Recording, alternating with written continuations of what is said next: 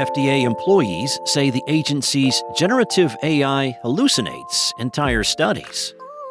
Trump's AI action plan targets state regulation and ideological bias.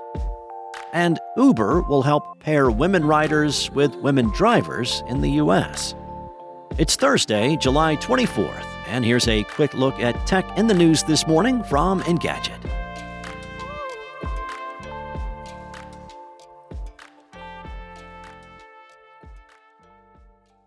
Current and former members of the FDA told CNN about issues with the ELSA generative AI tool unveiled by the federal agency last month.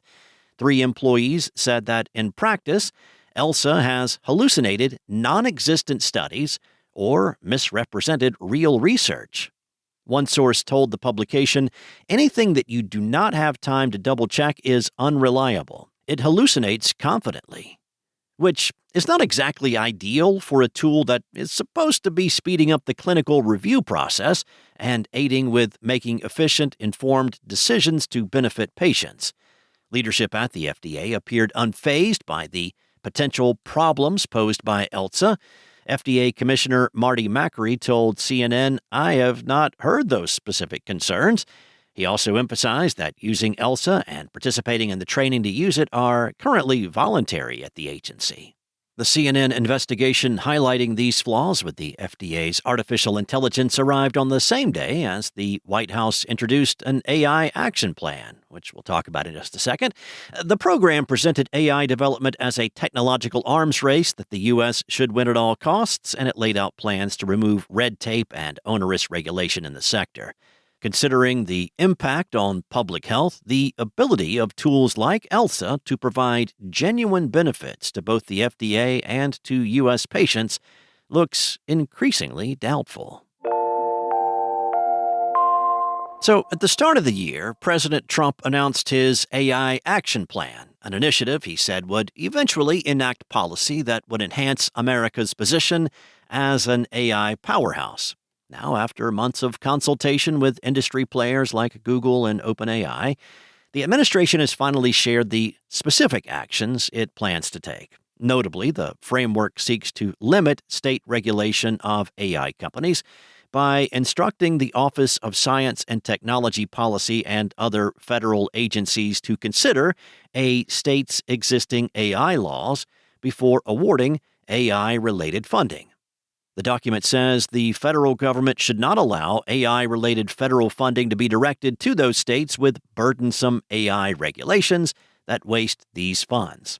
Now, as you may recall, Trump's big, beautiful bill was supposed to include a 10-year qualified moratorium on state AI regulation before that amendment was ultimately removed in a 99-1 vote by the U.S. Senate. Elsewhere, the AI action plan targets AI systems the White House says promote social engineering agendas. To that end, Trump plans to direct the National Institute of Standards and Technology, through the Department of Commerce, to revise its AI risk management framework to remove any mentions of misinformation, diversity, equity and inclusion, and climate change. Furthermore, he's calling for an update to the federal government's procurement guidelines to ensure the government only contracts model providers that can definitely say their AI systems are free from top-down ideological bias.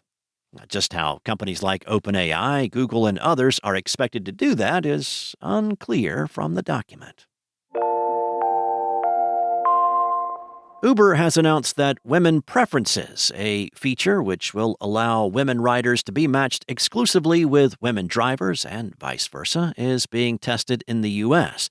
This feature was first launched in Saudi Arabia in 2019. Competitor Lyft has also operated its Women Plus Connect program since 2023.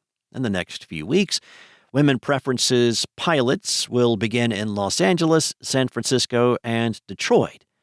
Once live, women riders will see an option called Women Drivers when requesting a trip on demand. Reservations can also be made to pre-book a trip with a woman driver. For something less certain, riders can set a preference for a woman driver in their Uber app settings. While this will not guarantee a woman driver, it does increase the chances. On the driver's side of things, the new feature functions in much the same way. Women drivers will have the option to request trips with women riders at all times of day by toggling on the women rider preference in their app settings. Since its 2019 launch, Uber has expanded this feature to 40 countries based on user demand and rider feedback. Ride-hailing services like Uber and Lyft have been working to increase rider and driver safety by improving safety tools and expanding ID verification programs.